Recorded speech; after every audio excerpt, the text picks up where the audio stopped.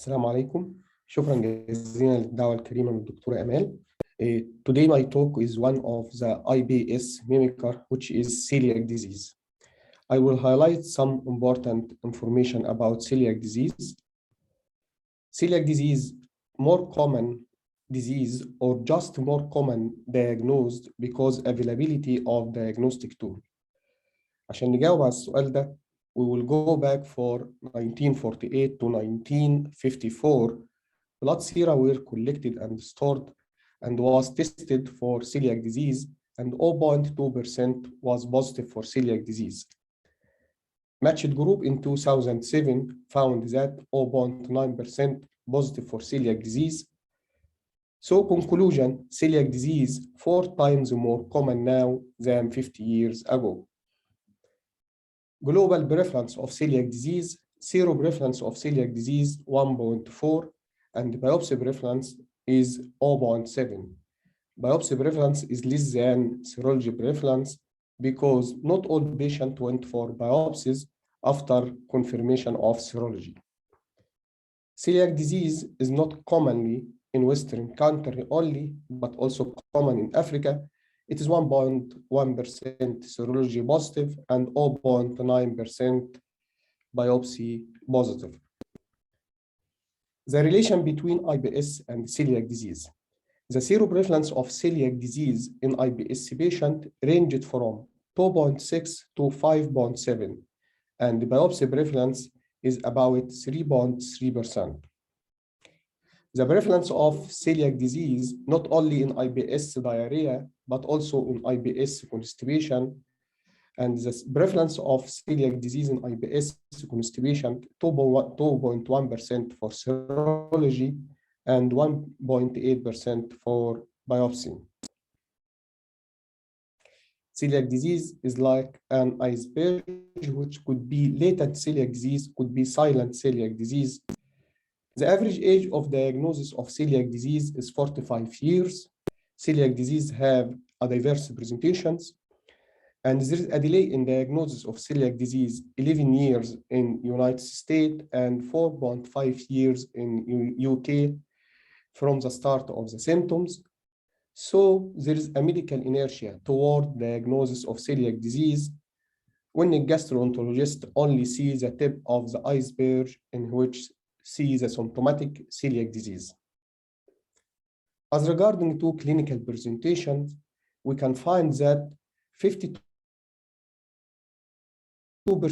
of cases have non-classical symptoms like constipations, anemia, increased liver enzymes, and only 27% of the cases has classical symptoms, diarrhea, weight loss, and malabsorption, and 21% of the cases have subclinical symptoms. So we can conclude mimic number 1, IBS and celiac disease can share similar symptoms. We have 4 modalities of investigation of celiac disease like serological test, endoscopy, small bowel biopsy, HLA, genetic typing. As regarding to serology, the most specific serology is endometrial antibody, IgA, anti-TTG. But if the patient have IgA deficiency, the most specific one will be IgG anti-DGB. Not all patients of celiac disease have positive serology, which might be mimic with irritable bowel syndrome. Seronegative celiac disease was reported in 3.5% of the patient. As regarding to endoscopic finding, all of us know that endoscopic finding of celiac disease, loss of folds, nodularity, scalloping, but not all scalloping in the duodenum related to celiac disease. Also, celiac disease may be limited only to the bulb. We called it ultra-short celiac disease. So when take a biopsies, we have to take 2 biopsies from the bulb as well as 4 biopsies from the first and second part of the duodenum. Mimic number 3, 1/3 of patients of celiac disease have normal endoscopic appearance, so that when you suspect this patient have celiac disease and even the endoscopy is normal, we have to take a biopsy. As regarding to histological finding, it depends about intraepithelial lymphocyte as well as villus atrophy. Celiac disease could be graded to grade 1 non-atrophied celiac, grade B partial atrophy, grade B2 complete atrophy. Not all patients of celiac disease have abnormal histology. Potential celiac disease patients have normal histology and ranged from 4 to 18.3%, which may be mimics and misdiagnosed as irritable bowel syndrome if the patient have normal histology. As regarding to genetic test, we consider genetic test when the serology not matched with histopathology.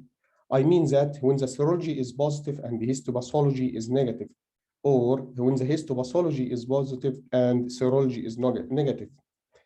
Genetic test is a good negative predictive value.